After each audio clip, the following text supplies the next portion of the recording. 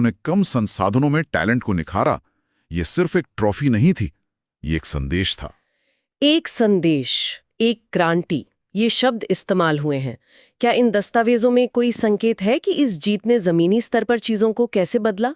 देखिए, दस्तावेज तो 2025 के फौरन बाद के हैं, तो लंबे समय का असर का पूरा मूल्यांकन तो नहीं है, पर शुरुआती संकेत जरूर मिलते हैं। जैसे कि कुछ रिपोर्टों में जिक्र है कि इस जीत के तुरंत बाद देश भर की क्रिकेट एकेडमियों में लड़कियों के एडमिशन के लिए इंक्वायरी बढ़ गई।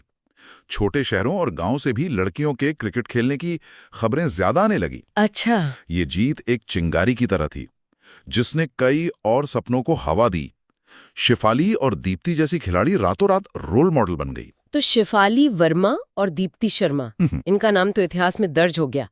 लेकिन जैसा आप कह रहे हैं, ये कहानी सिर्फ इन दो नामों की नहीं है। बिल्कुल नहीं, ये पूरी टीम की है, उससे जुड़े हर व्यक्ति की है।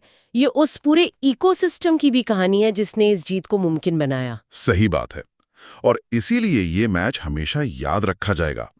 सिर्फ स्कोर के लिए नहीं, बल्कि उन भावनाओं के लिए, उस जुनून, उस सामूहिक प्रयास और उस विश्वास के लिए कि हाँ, भारतीय महिला टीम विश्व चैंपियन बन सकती है। एक दस्तावेज के आखिर में एक लाइन लिखी है, जब हौसले बुलंद हों तो आसमान भी झुक जाता है।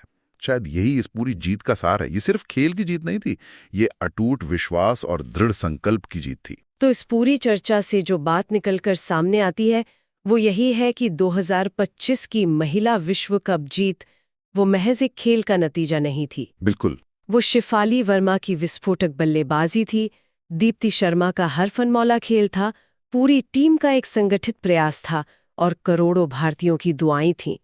ये एक ऐसी ऐतिहासिक उपलब्धि थी जिसने न सिर्फ भारत को विश्व चैंपियन बनाया, बल्कि सामाजिक सोच को चुनौती दी और हाँ, अनगिनत लड़कियों को बड़े सपने देखने की प्रेरणा भी दी। हाँ, और ये हमें एक जरूरी सवाल पर लाकर छोड़ता है।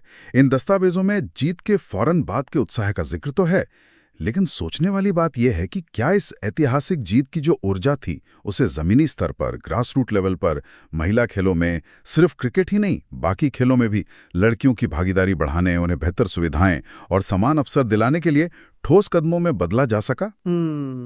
ये बहुत अहम सवाल है। क्या वो क्रांति जिसकी बात की जा रही थी, वो वाकई शुरू हुई? इसका जवाब शायद हमें आने वाले सालों के विश्लेषण में मिलेगा। निश्चित रूप से ये एक अहम सवाल है जिस पर आगे भी नजर रखनी होगी। इस गहरी और जानकारी भरी बातचीत के लिए आपका बहुत बहुत धन्यवाद। धन्यवाद। उम्मीद है श्रोताओं को भी इस ऐतिहासिक पल के अलग अलग पहलुओं को समझने में मदद मिली होगी।